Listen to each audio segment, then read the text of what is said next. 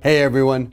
Over the last couple of weeks, I've highlighted the key trends shaping office and multifamily investments. And this week, as the ICSC Retail Conference in Las Vegas gets underway, I'll focus on what's happening with retail investments. U.S. consumption has remained remarkably resilient and durable over the last year. Despite numerous potential headwinds, retail sales have continued to rise even on an inflation-adjusted basis. Job creation through the first 4 months of 2026 have been positive, though somewhat lackluster, averaging about 76,000 new positions per month. That's stronger than last year's monthly average of about 10,000 jobs per month, but well below 2024's monthly average.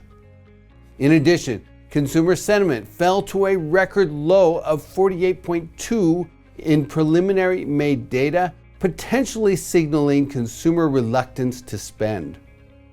And CPI inflation has begun to surge, climbing by 50 basis points to 3.8% in April, its highest reading since 2023.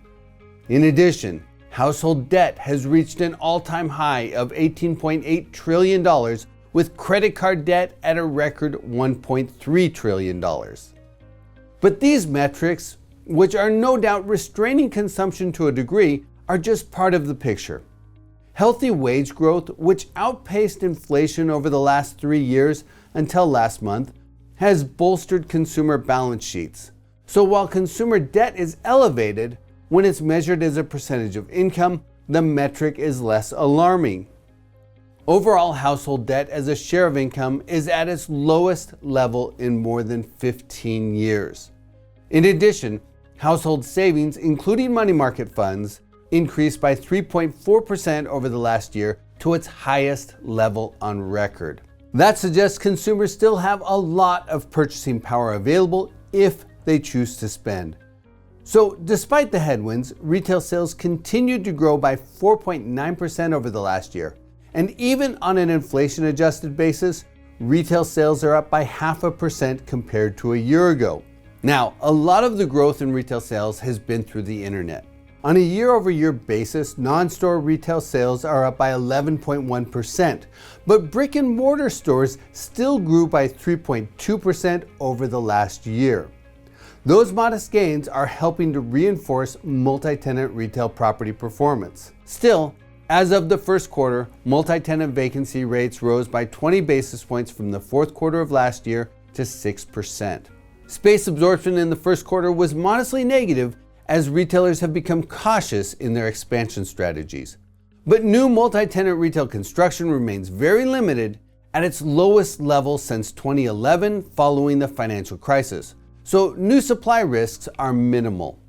That said, multi-tenant retail rents have continued to rise slowly, nudging 1.1% higher compared to last year.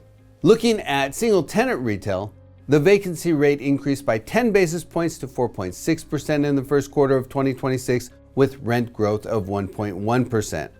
The vacancy rates of single-tenant subsectors vary considerably, with department stores at the upper end with 6.4% vacancy as of the first quarter.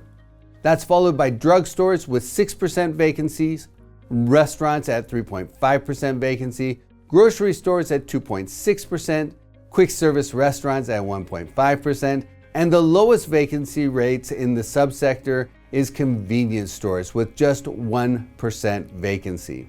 From a transaction perspective, retail property investors remain active.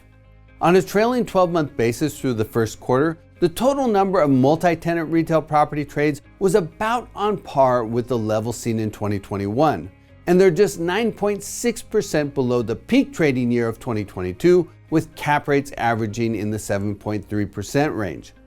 Single-tenant investment activity has likewise been robust. Deal flow over the last 4 quarters was just 4.2% below the peak year of 2021, and it's well above the historic norm.